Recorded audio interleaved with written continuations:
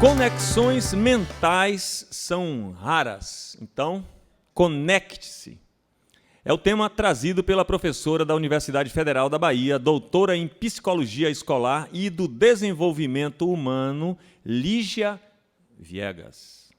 Então, quero iniciar, dando boa tarde a todas e todos, agradecendo a oportunidade de estar aqui.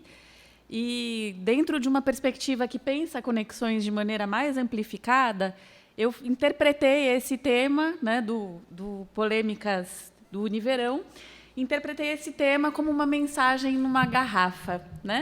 Essas mensagens que a gente já ouviu falar que colocam dentro de uma garrafa e uma outra pessoa, num outro lugar, encontra uma garrafa e vai ver o que está escrito lá dentro.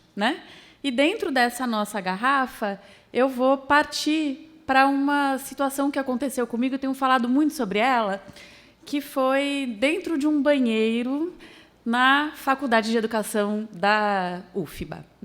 Então, para quem tem a oportunidade de estar lá, no primeiro andar da Faculdade de Educação da UFBA, no banheiro feminino, na terceira porta, uma certa feita fui lá, no espaço mais privado da Faculdade de Educação, e encontrei inscrito na porta essa mensagem que aqui apresento para vocês. Conexões mentais são raras, conecte-se. E estava escrito, então, essa palavra conexões com C e C cedilha. Conexões mentais são raras, conecte-se. E muito me surpreendeu quando eu percebi que havia uma resposta a essa frase ali colocada, que dizia: ainda mais com quem não sabe escrever conexões. E grifava ali, então, a letra X. Não sei se dá para vocês enxergarem direito no slide, porque é bem clarinha a imagem, Mas, primeiro, alguém escreve conexões mentais são raras com C cedilha, e alguém embaixo escreve ainda mais com quem não sabe escrever conexões.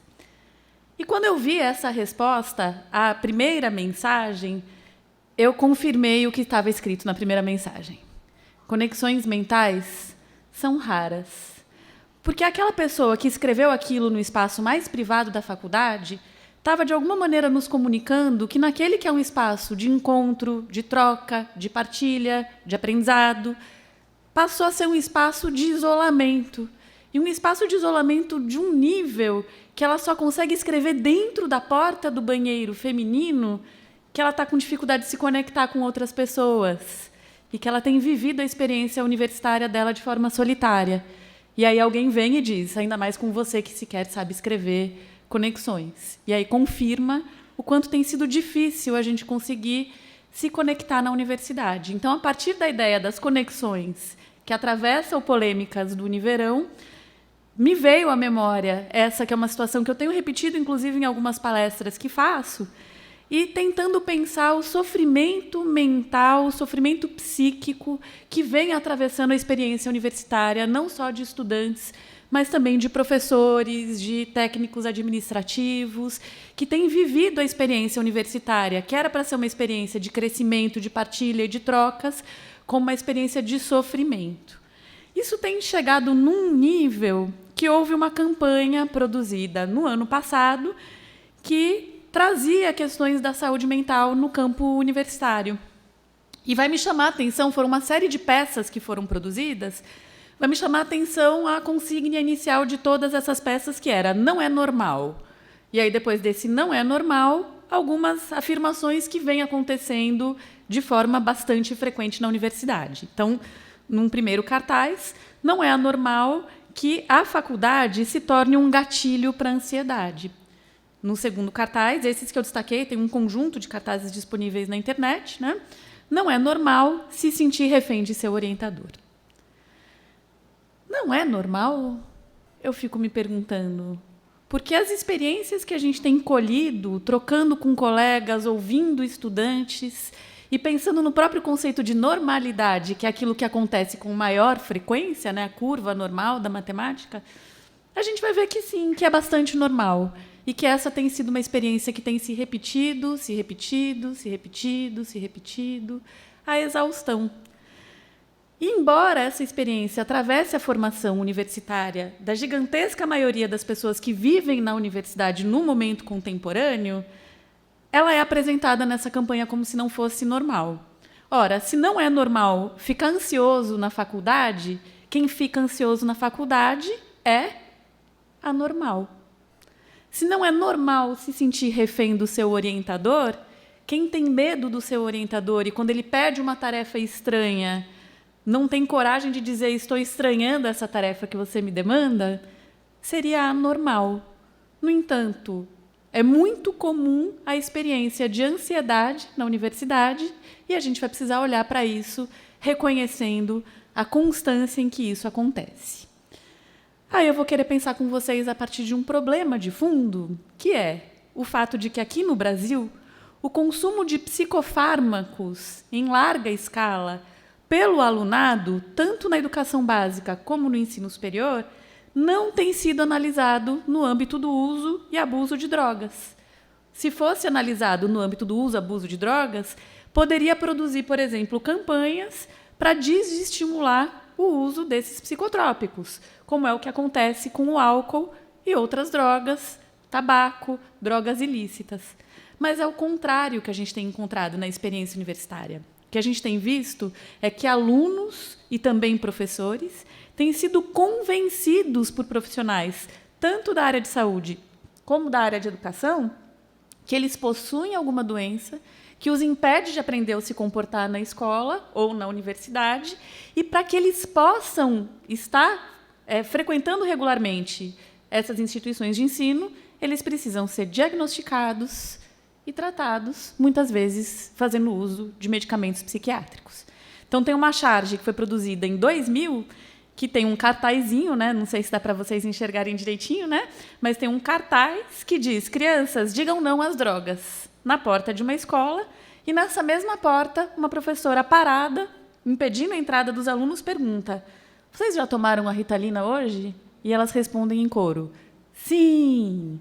Então, para entrar na escola, a porta de entrada, o ingresso, é um medicamento psiquiátrico. Por que é sério a gente pensar isso? Porque eu trago aqui dados para vocês da venda do cloridrato de metilfenidato, que é o nome científico da Ritalina, né? Há outros medicamentos também com esse mesmo princípio ativo, né? Eu trago dados do consumo desse medicamento no Brasil, da venda desse medicamento no Brasil. Estou falando de farmácias, não estou falando de serviços públicos de saúde. E é um gráfico que, se a gente for acompanhar, ele é um crescente de consumo, desde 2007 até outubro de 2013. E a gente vai observar que houve um aumento no consumo desse medicamento na ordem de 180% em 4 anos, ou seja, um sucesso gigantesco de mercado, né? Se em outubro de 2009 havia 58.719 caixas vendidas, esse número aumenta para 108.609 caixas no ano de 2013. E a gente está falando de um medicamento psiquiátrico de venda, tarja preta, venda controlada. Agora, o que eu quero chamar a atenção nesse gráfico, que eu acho importante a gente notar, é que constantemente a gente nota quedas no consumo, né? Tem algumas quedas que vão acontecer. E essas quedas coincidem com as férias escolares.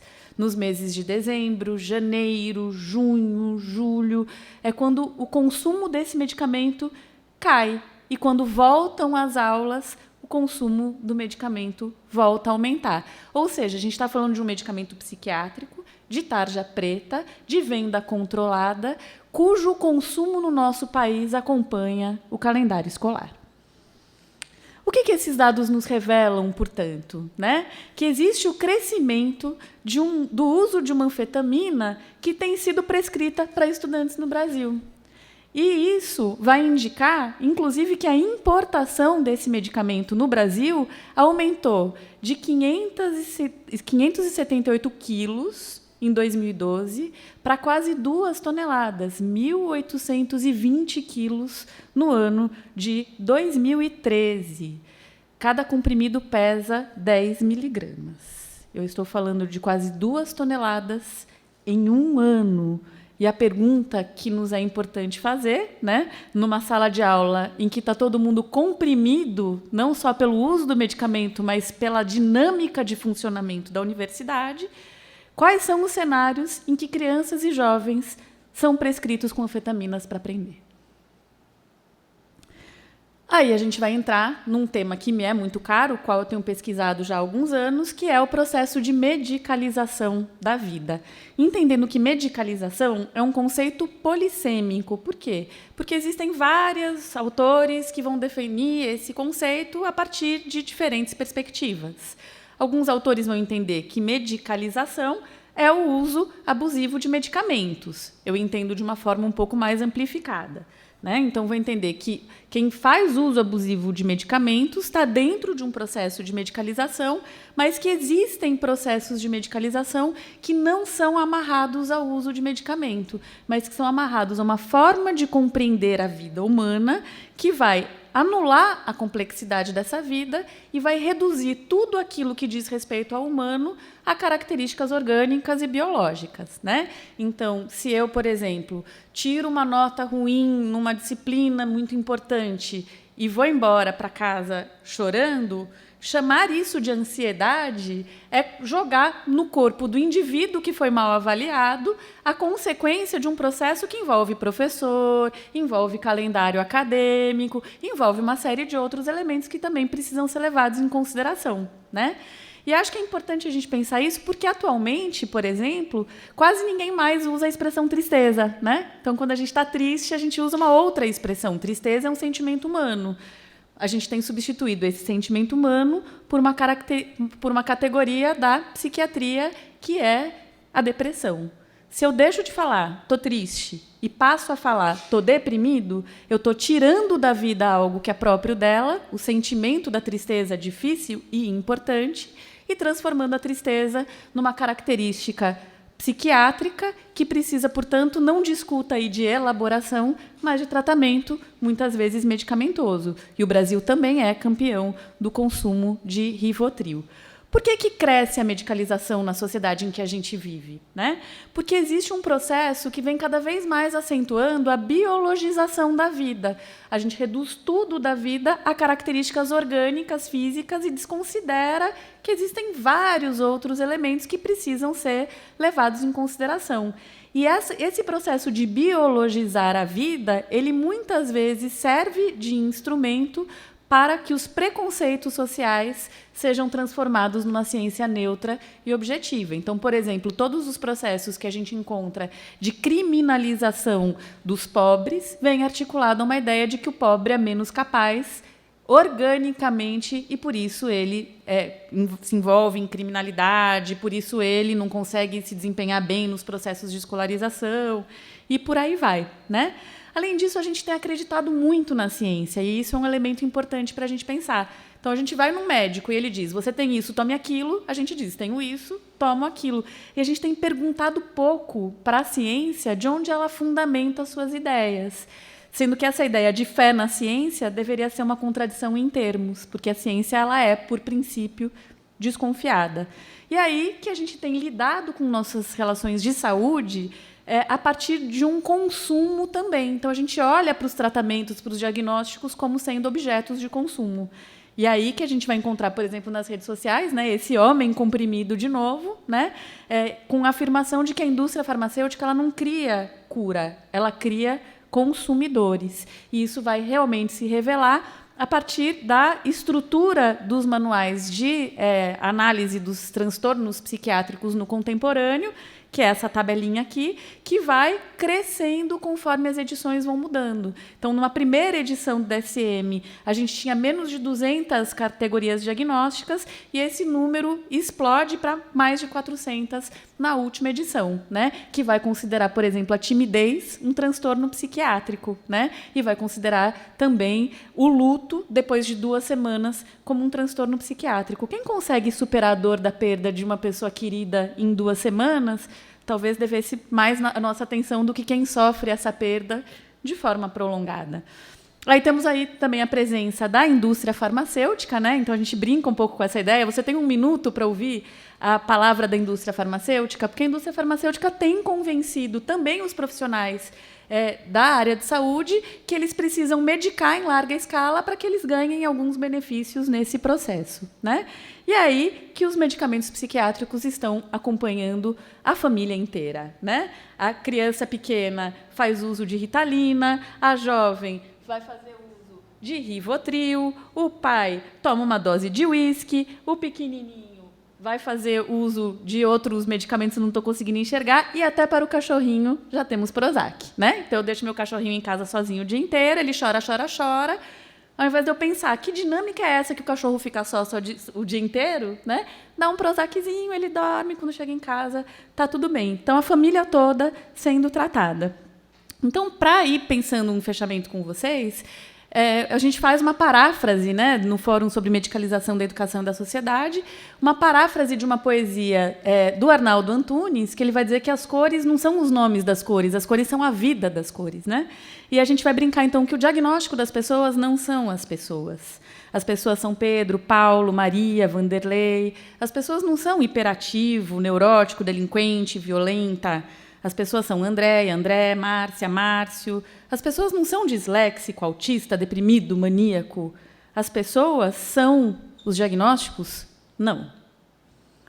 Então, é o Fórum sobre Medicalização da Educação e da Sociedade. Aqui pega um closezinho aqui, né, para pegar o nosso site, medicalização.org.br.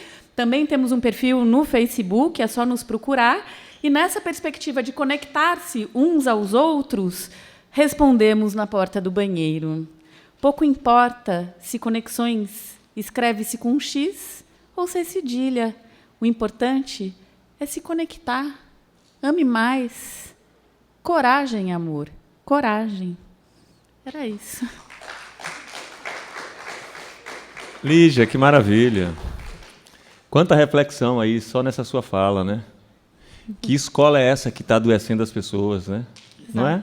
Você está falando de uma coisa e tem tanta coisa por dentro dessa coisa aí, né? Desde The Wall, né? A gente já vem discutindo isso, década de 70, né? E a gente ainda hoje continua com essa mesma escola. E um dos comércios que mais prospera em todas as cidades do Brasil é a farmácia. Isso. Toda esquina tem uma farmácia nova e muito bem estruturada, é sinal de que rende muito, né? E as livrarias onde estão, né? Pois é, não é? Menos livraria, mais farmácia. Que coisa, e a gente que refém. Loucura, né? Aproveitando Muito legal, viu, a sua presença aqui com essa exposição belíssima. Amanda Paiva, venha cá. É internet? É você mesma. Eu acho que ela vai querer que você passe algum remédio para ela. Brincadeira. Partículas de amor. Bom, a gente observa que, como você bem tratou, uma questão que antes era educacional está vindo e está se tornando uma questão de saúde, né? E eu fico pensando, qual seria uma saída para isso? Você acha que justamente seria contramão nós voltarmos para a questão que era antes educacional, continuar sendo educacional? Como é uma saída? Porque eu me preocupo bastante quando você fala, eu fico pensando muito, traz muitas indagações e a questão é justamente essa. Como é uma solução para isso? Porque quero uma solução, por favor. Desde que não seja uma solução em miligramas, né? Uma solução não medicalizada, por favor. Eu acho que assim, a gente vem substituindo também um pouco essa ideia de saúde pela ideia de doença, né? E os nossos profissionais da área de saúde têm sido muito mais formados para pensar doença do que pensar saúde, né?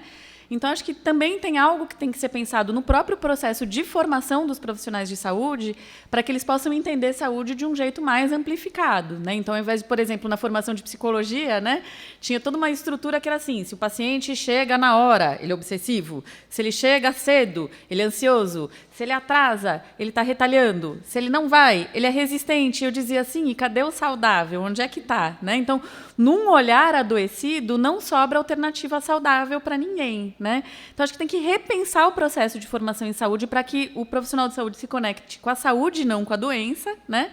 E, paralelamente a isso, entender que se o processo de medicalização ele opera com uma individualização de algo que é social, uma das estratégias, né, um dos antídotos contra a medicalização é que a gente se coletivize, né? Então, por exemplo, buscar espaços coletivos onde a partilha da angústia, né, por exemplo, por não estar conseguindo um bom desempenho na universidade, né, onde essa partilha possa acontecer e se pensar estratégias pedagógicas, acadêmicas, para dar conta disso, vai beneficiar nem só quem está sofrendo hoje, mas as pessoas que vão chegar e que talvez passem pelo mesmo sofrimento, porque a estrutura é perversa. Tá melhor? Amanda, tá vendo aí? A cura pela palavra, né? Pois é, conexões contemporâneas, é isso, a gente curar algumas coisas, resolver, né, trazer a solução para muitas coisas, são essas palestras aqui, a proposta é essa. Como que uma abertura para a cidade, ou seja, uma escola mais aberta para a cidade, uma escola que seja penetrada, né, pelo cidadão, por entes que não são da hierarquia educacional, seria um caminho? E outra pergunta junto, que é mais ou menos a mesma. Como que a sociedade pode se defender disso? Eu acho que a universidade, de alguma maneira, ela já foi criando esses poros, né, principalmente a partir das políticas de cotas, que vai tornando possível o ingresso de pessoas para quem, historicamente, a universidade teve as portas fechadas e o argumento que se utilizava é que essas pessoas não tinham competência para entrar, né? A universidade supostamente é aberta a partir das competências, quem não entrou não tem essa competência, dentro de uma lógica meritocrática que joga nas costas do indivíduo a consequência de uma estrutura educacional básica que é extremamente desigual, né? Então, acho que hoje a gente tem uma universidade mais colorida, de alguma maneira, já cria, dentro da própria dinâmica de funcionamento da universidade, a necessidade dela se repensar. São todos que se repensam? Não são, mas esses alunos impõem isso como um desafio, né? Então, teve agora mais cedo a Vilma Reis, né, que eu não pude acompanhar a fala dela, mas conheço o trabalho dela, e, por exemplo, a presença de mulheres negras militantes na universidade impõe algumas rachaduras nessa dinâmica de funcionamento que é fria, que é, né, excludente, expulsiva, que promovem provocações para os educadores, né? Então, a gente, de alguma maneira, vai ter que reconhecer que uma universidade com uma outra cara exige de nós também uma outra postura, né? E aí eu penso que, quanto mais a universidade estiver aberta às diferenças, tanto mais a universidade ganha, né? Porque quem perdia muito era a própria universidade, de ser de uma única cor, de basicamente um único gênero, e valorizar uma única orientação sexual, né? Só para a gente pegar aí, né, as questões que envolvem interseccionalidade, também a questão de classe, né? Uma universidade hoje mais pobre, mais colorida e mais diversa vai promovendo espaços de formação para além da sala de aula que, de alguma maneira, provocam a sala de aula a se repensar. Então, eu aposto muito no corredor. Eu mesma me formei nos corredores. As melhores aulas que eu tive foram as que eu matei. E como é que você vê assim? Como é que está a sociedade nessa desconexão? Porque existe uma universidade, existe um governo, não é?